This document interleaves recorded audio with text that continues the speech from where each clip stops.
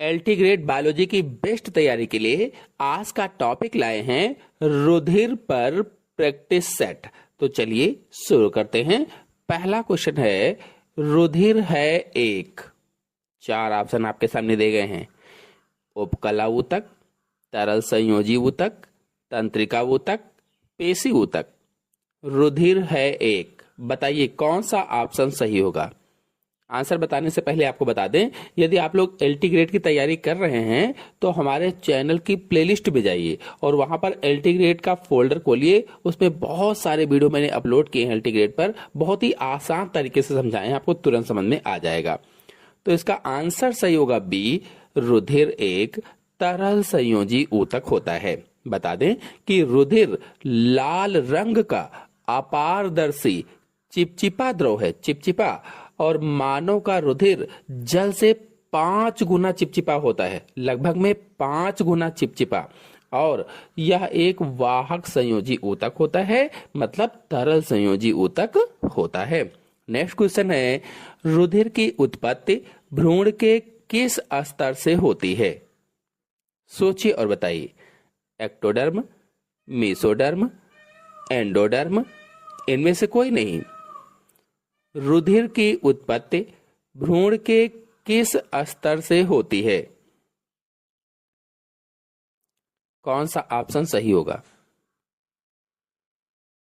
Option सही होगा B, mesoderm से होती है। रुधिर की उत्पत्ति भ्रूण के मीसोडर्म से होती है। बता दें कि भ्रूण के विकास के दौरान 3 प्राथमिक जननिक स्तरों का निर्माण होता है। 3 जननिक स्तरों का, वो स्तर कौन कौन से हैं। एक्टोडर्म, मीसोडर्म और एंडोडर्म। इनमें से जो मीसोडर्म है उससे रक्त या ब्लड या रुधिर की उत्पत्ति होती है। नेक्स्ट क्वेश्चन है, रुधिर का पीएच होता है। रुधिर का पीएच कितना होता है। 4 ऑप्शन दिए गए हैं, कौन सा सही होगा। पीएच यानी पोटेंशियल ऑफ हाइड्रोजन। आपको बता दें कि रुधिर का पीएच मान 7.36 से लेकर के 7.54 के बीच में होता है, इसलिए इसमें आंसर सही होगा डी। आपको बता दें, यदि रुधिर का औसत पीएच मान पूछा जाए तो 7.4 होता है। औसत पीएच मान 7.4 होता है, इसीलिए रुधिर हल्का क्षारीय प्रकृति का होता है। नेक्स्ट क्वेश्चन है, निम्न में से किसके रुधिराणु में केंद्रक पाया जाता है। आप लाल रुधिराणु यहां कर सकते हैं, ज्यादा सही क्वेश्चन होगा। निम्न में से किसके लाल रुधिराणु में केंद्रक पाया जाता है। सोचिए और बताइए। मनुष्य, गाय, ऊंट, हाथी।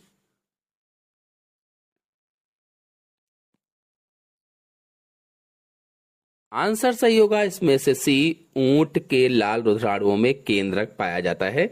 बता दें कि स्तनधारियों को छोड़कर अन्य सभी कशेरुकी जीवों की लाल रक्त कोशिकाओं या रुधिराणु में केंद्रक पाया जाता है। आप स्तनधारी जितने हैं उनको छोड़ दीजिए, तो अन्य जितने भी कशेरुकी हैं उन जीवों की आरबीसी या रुधिराणु में केंद्रक पाया जाता है।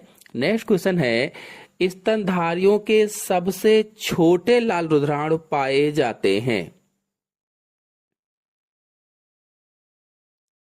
किस स्तनधारी में सबसे छोटे लाल रुधिराणु पाए जाते हैं, यह बताना है।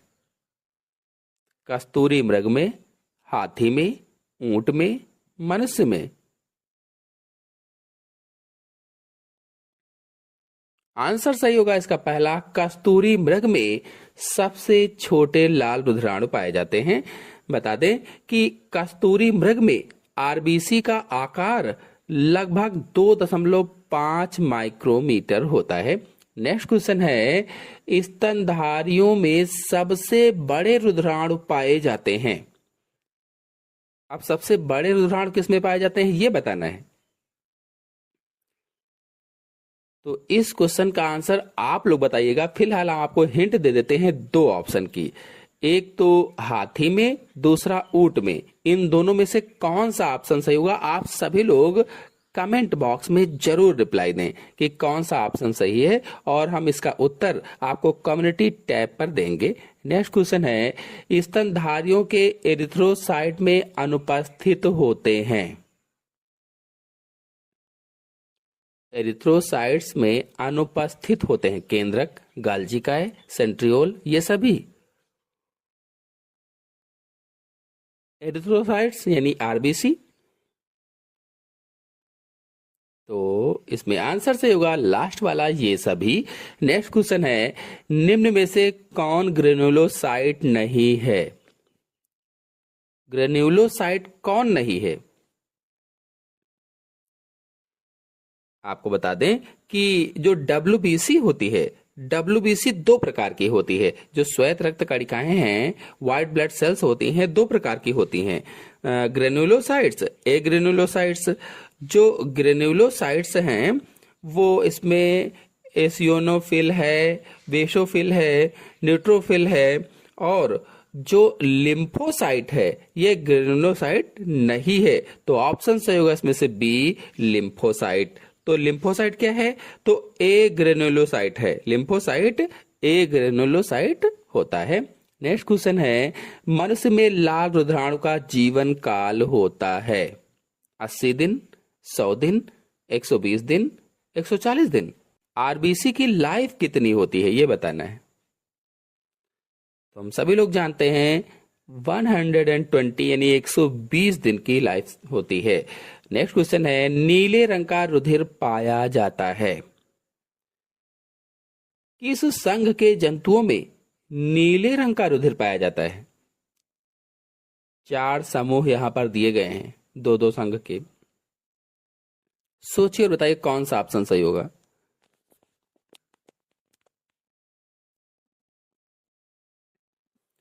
ऑप्शन सही होगा इसमें से पहला, मोलस्का एवं आर्थ्रोपोडा। यानी जो मोलस्का और आर्थ्रोपोडा हैं, इस संघ के कुछ जीवों में नीले रंग का रुधिर पाया जाता है। कुछ जीवों में क्यों पाया जाता है? क्योंकि इनके रक्त में हीमोसाइनिन नामक वर्णक पाया जाता है, या हीमोसाइनिन नामक पिगमेंट पाया जाता है। कौन कौन से जंतु हो सकते हैं? जैसे ऑक्टोपस ले लीजिए, घोंघा है, केकड़ा है, आदि में हीमोसाइनिन पाया जाता है। नेक्स्ट क्वेश्चन है, हीमोसाइनिन श्वसन वर्णक में पाया जाता है। जो हीमोसाइनिन श्वसन वर्णक है इसमें क्या पाया जाता है?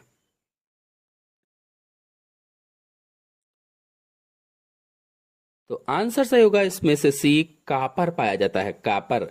नेक्स्ट क्वेश्चन है, रुधिर में लाल रुधिर कणिकाओं की संख्या में असाधारण वृद्धि कहलाती है।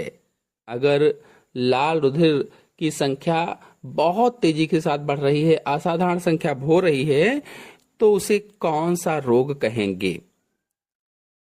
4 ऑप्शन आपके सामने दिए गए हैं, 3 रोगों के नाम हैं और लास्ट वाला इनमें से कोई नहीं लिखा गया है। आंसर सही होगा इसमें से पहला, पॉलीसाइथीमिया कहलाता है। आपको बता दें कि पॉलीसाइथीमिया को एरिथ्रोसाइटोसिस भी कहा जाता है, एरिथ्रोसाइटोसिस। नेक्स्ट क्वेश्चन है, मनुष्य में रुधिर की मात्रा पाई जाती है। मनुष्य में रुधिर की मात्रा कितनी होती है? आंसर सही होगा इसमें से बी, 5 से 6 लीटर होती है। एक जो मनुष्य होता है उस मनुष्य में रुधिर की मात्रा 5 से 6 लीटर होती है। यानी एक वयस्क मनुष्य में लगभग 5 से 6 लीटर ब्लड या खून पाया जाता है। बता दें कि यह मात्रा शरीर के वजन का लगभग 7 से 8% होती है। ये नहीं कि हाँ कोई हल्का व्यक्ति है तो भी उसमें इतने रक्त होगा। तो ये आप बता सकते हैं कि जो ब्लड की मात्रा है शरीर के वजन का 7 से 8% होती है। फिर नेक्स्ट क्वेश्चन है, सबसे बड़ी लसिका ग्रंथि है? प्लीहा, पिट्यूटरी, यकृत, थायराइड। सबसे बड़ी लसिका ग्रंथि कौन सी होती है? तो ऑप्शन सही होगा इसमें से पहला, सबसे बड़ी लसिका ग्रंथि प्लीहा होती है, जिसे अंग्रेजी में स्प्लीन कहा जाता है। आपको बताते चलें कि प्लीहा या स्प्लीन सबसे बड़ी लसिका ग्रंथि है, और प्लीहा पेट के ऊपरी बाएं हिस्से में पसलियों के नीचे स्थित होती है, ऊपरी बाएं हिस्से में पसलियों के नीचे होती है। यह रक्त को छानने और पुराने आरबीसी को हटाने, संक्रमण से लड़ने के लिए डब्ल्यूबीसी का उत्पादन करने में भूमिका निभाती है। नेक्स्ट, भ्रूणीय अवस्था में लाल रुधिर कणिकाएं बनती हैं। यकृत में, अस्थि मज्जा में, हृदय में, इन सभी में। देखिए, भ्रूणीय अवस्था कहा गया है, एम्ब्रियोनिक स्टेज बोला गया है, तो भ्रूणीय अवस्था में लाल रुधिर कणिकाएं कहाँ बनेंगी? यकृत में बनेंगी, लीवर में बनेंगी। नेक्स्ट क्वेश्चन है, सबसे बड़ा रुधिराणु है। सबसे बड़ा रुधिराणु, न्यूट्रोफिल्स, बेसोफिल्स, मोनोसाइट्स, एरिथ्रोसाइट्स। कौन सा ऑप्शन से होगा? सोचिए और बताइए।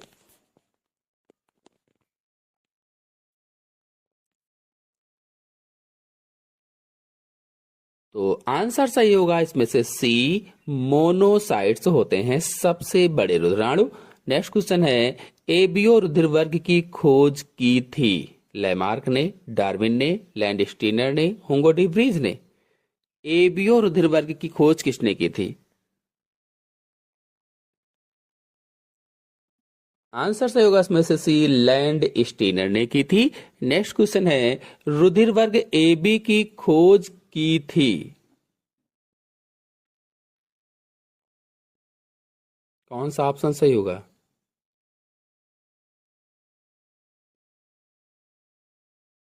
ए बी की खोज किसने की? तो इसमें ऑप्शन सही होगा डी। नेक्स्ट क्वेश्चन है, निम्न में से कौन से रुधिर वर्ग का रुधिर सभी को दिया जा सकता है? यानी सर्वदाता रुधिर बताना है। तो हम सभी लोग छोटे क्लासों से पढ़ रहे हैं, सर्वदाता ओ होता है और सर्वग्राही ए बी रुधिर वर्ग होता है, इसलिए इसमें आंसर से होगा डी, ओ रुधिर वर्ग। नेक्स्ट क्वेश्चन है, सर्वग्राही रुधिर वर्ग। तो अभी मैंने बताया सर्वग्राही कौन होगा? ए बी रुधिर वर्ग सर्वग्राही होता है। नेक्स्ट क्वेश्चन है, आरएच कारक की खोज सर्वप्रथम की थी। आरएच फैक्टर की खोज किसने की थी?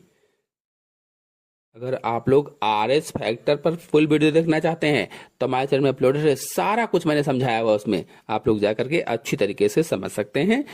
तो आरएच कारक की खोज लैंड स्टीनर एवं वीनर ने की थी। पहला वाला ऑप्शन सही होगा। नेक्स्ट क्वेश्चन है, विश्व में लगभग कितने प्रतिशत लोग RH प्लस होते हैं? 15%, 50%, 30%, 85%। तो आंसर सही होगा इसमें से डी, 85% लोग RH प्लस होते हैं। नेक्स्ट क्वेश्चन है, या RH नेक्स्ट क्वेश्चन है, मनुष्य के हृदय के किस भाग में अशुद्ध रुधिर होता है? 4 ऑप्शन आपके सामने दिए गए हैं, बताना है किस भाग में अशुद्ध रुधिर होता है।